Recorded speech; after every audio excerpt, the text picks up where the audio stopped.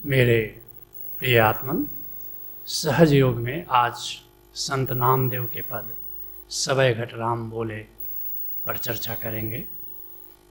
गुरु नानक देव जी के 200 वर्ष पहले महाराष्ट्र में संत नामदेव का जन्म हुआ। 26 वर्ष की अवस्था तक पांढरपुर में वो रहे।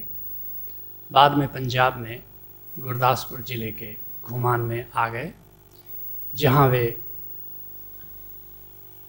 80 वर्ष की अवस्था तक जीवित रहे। संत नामदेव के 61 पद गुरु ग्रंथ साहब में सम्मिलित हैं।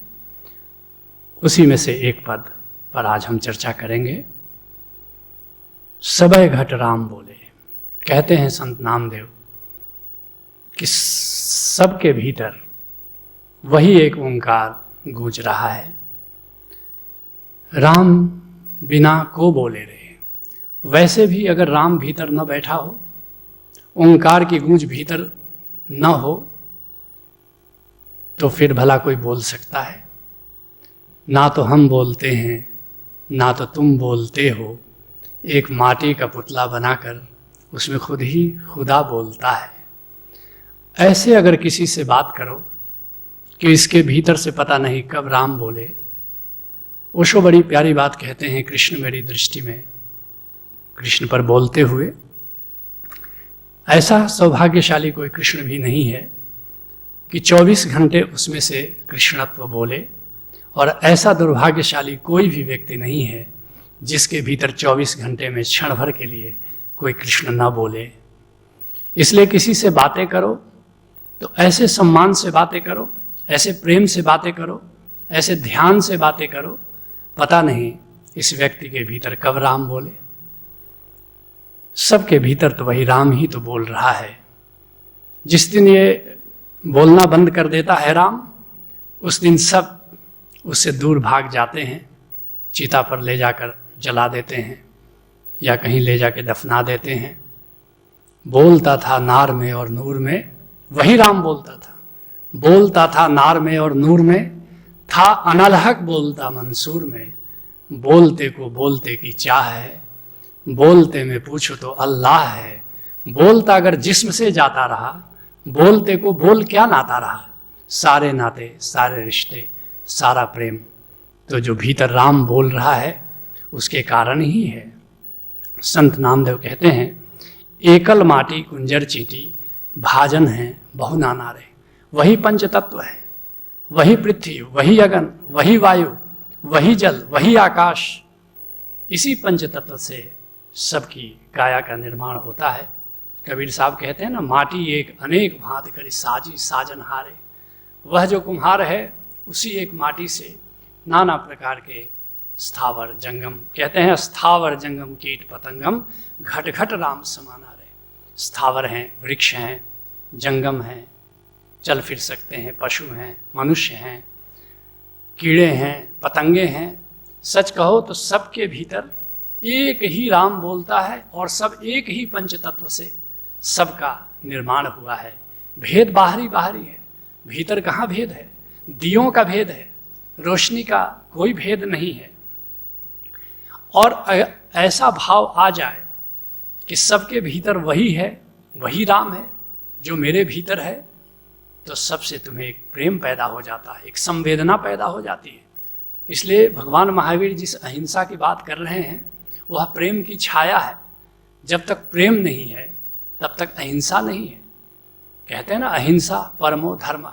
अहिंसा परम धर्म है, मगर अहिंसा पैदा कहाँ से होती है? इस संवेदना से पैदा होती है। कहते हैं, एकल चिंता राख अनंता और तजहूँ सब आसार है। तुम एक ही फिक्र कर लो, उस राम की फिक्र कर लो, उस ओंकार की फिक्र कर लो। सबके भीतर जो गूंज रहा है बस उसको साध लो, उसको देख लो, तो तुम्हारी दृष्टि निर्मल हो जाती है। एक ही साधे सब सधे।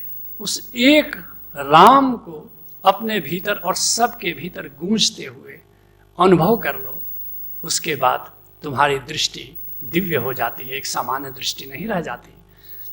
प्रणवय नामा भय निहकामा, को ठाकुर को दासारे। कहते हैं संत नामदेव, कि प्रणवे नामा भय निकामा, निवेदन करता हूं तुमसे निष्काम हो जाओ, अपेक्षाओं को छोड़ दो, और एक बार निष्कामता घटित हो जाए, एक बार अपेक्षा तुम्हारी विदा हो जाए, तो फिर अद्वैत घटित होने में कितनी देर लगती है, संबोधि घटित होने में कितनी देर लगती है।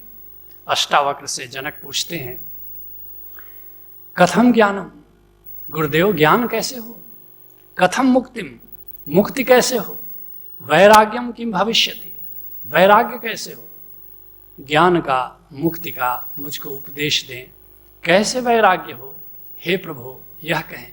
सवाल 3 है और अष्टावक्र का उत्तर 1 है।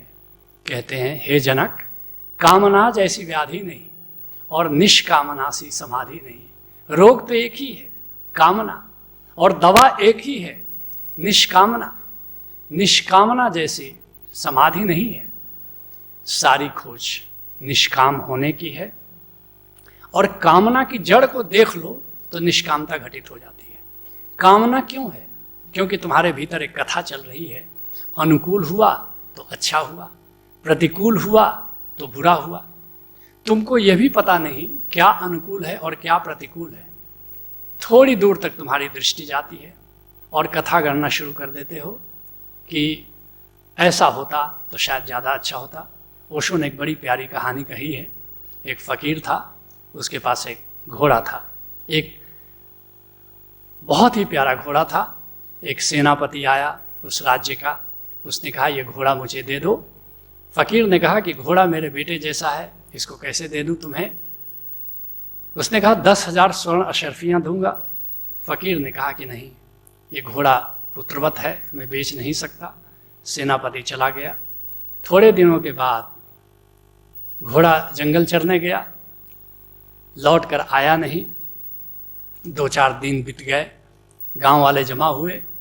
गांव वालों ने कहा बड़ा बुरा हुआ, उस दिन अगर घोड़ा तुमने बेच दिया होता तो 10,000 स्वर्ण अशर्फियाँ मिल जाती।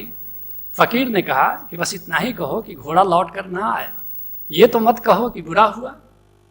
7 दिन के बाद घोड़ा लौट के आया, उसके साथ 7 और जंगली घोड़े आ गए। गांव वाले आए, कहे कि वो तो बड़ा अच्छा हुआ, उस दिन घोड़ा तुम्हारा नहीं आया, अब ये 7 जंगली घोड़े आए, तुम्हारा लड़का इनको प्रशिक्षण देगा और 70,000 स्वर्ण अशर्फियाँ आ जाएंगी तुम्हारे घर में। फ़कीर ने कहा बस इतना ही कहो कि 7 और घोड़े आ गए, ऐसा तो मत कहो कि अच्छा हुआ। उसका लड़का उसको प्रशिक्षण देने लगा बाकी घोड़ों को, और प्रशिक्षण देते देते एक घोड़े से गिर गया, उसकी एक टांग टूट गई। गांव वाले जमा हुए, कहा ये तो बड़ा बुरा हुआ, न ये जंगली घोड़े आते, न तुम्हारा लड़का इनको प्रशिक्षण देता, न इसकी टांग टूटती। फ़कीर ने कहा बस इतना ही कहो कि लड़के की एक टांग टूट गई, अच्छा हुआ या बुरा हुआ, यह तुम्हारी कथा है। गांव वाले विदा हुए। थोड़े दिनों के बाद दूसरे पड़ोसी राज्य के राजा ने आक्रमण कर दिया, सारे युवक सेना में भर्ती हो गए। गांव वाले आए, कहा ये तो बड़ा अच्छा हुआ, तुम्हारे लड़के की एक टांग टूट गई, हमारे लड़के तो सेना में गए और सुना है कि पड़ोसी राजा की सेना बड़ी ताकतवर है, हमारे लड़के जीवित लौट के आएंगे या ना आएंगे इसकी कोई संभावना नहीं, ये तो बड़ा अच्छा हुआ। फ़कीर ने कहा तुम कब मानोगे? एक ही घटना को कभी कहते हो अच्छा हुआ, कभी कहते हो बुरा हुआ। ये हमारी कथा है, इस कथा को छोड़ दें कि क्या अच्छा हुआ क्या बुरा हुआ। बस जो भी हुआ उससे सत्य ग्रहण करो, जो भी हुआ उससे शिक्षा ग्रहण करो, क्योंकि कुछ भी घटना घटती है वो हमारे विकास के लिए होती है। कोई भी घटना घटे उसका सत्य ग्रहण कर लो और फिर देखो हम विकसित होते चले जाते हैं। कथा को छोड़ दो तो कामना से तुम मुक्त हो जाते हो। सुनो, कहते हैं नामदेव, प्रणवय नामा भय निकामा, को ठाकुर को दासारे। निष्कामना गिर जाए, कथा गिर जाए तो निष्कामना गिर जाए, निष्कामना गिर जाए तो अद्वैत घटित हो जाए। जौक की एक बड़ी ही सुंदर गज़ल है, मैं खान आए वहदत में साकी की इनायत से, पीते ही पुकार उठा जो तू है वही मैं हूँ। यह अद्वैत का मैं खाना है, साकी गुरु है। एक बार निष्कामता की शराब पी लो, एक बार ओंकार की शराब पी लो, पीते ही पुकार उठा जो तू है वही मैं हूँ। मुल्ला नसरुद्दीन हमारे ध्यान समाधि में आया, शराब पीता था। उसने पूछा कि अभी तो शराब पी सकता हूँ। मैंने कहा कि जब तक परमात्मा की शराब न दूं तब तक तुम पी सकते हो। उसने पूछा कितनी पी सकते हैं? मैंने कहा कि मुल्ला तब तक पी सकते हो जब तक एक आदमी दो नज़र ना आने लगे। मुल्ला ने कहा कि आपका धन्यवाद, आपने मार्गदर्शन किया। फिर एक दिन ध्यान समाधि के 8वें दिन उसको परमात्मा की शराब दी, परमात्मा की शराब का परिचय कराया। मुल्ला ने पूछा कि कृपा करके ये भी बता दें कि परमात्मा की शराब कब तक पीनी है? मैंने कहा कि मुल्ला तब तक पीते जाओ जब तक दो व्यक्ति एक ही नज़र ना आने लगे। मैं खानाए वहदत में साकी की इनायत से पीते ही पुकार उठा, जो तू है वही मैं हूँ। एक बार निष्कामना घटित हो जाए तो फिर संबोधि घटित हो जाती है। एक बार निष्कामना घटित हो जाए तो आत्मज्ञान घटित हो जाता है। एक बार निष्कामना घटित हो जाए तो फिर सवै घट राम बोले, रामा बोले, राम बिना को बोले रे। स्थावर जंगम कीट पतंगम, घट घट राम समाना रे। सब जगह उसी को हम देख पाते हैं। सब जगह परमात्मा को देखना, सब जगह गोविंद को देखना, यही सहज योग है। हरि ओम तत्सत।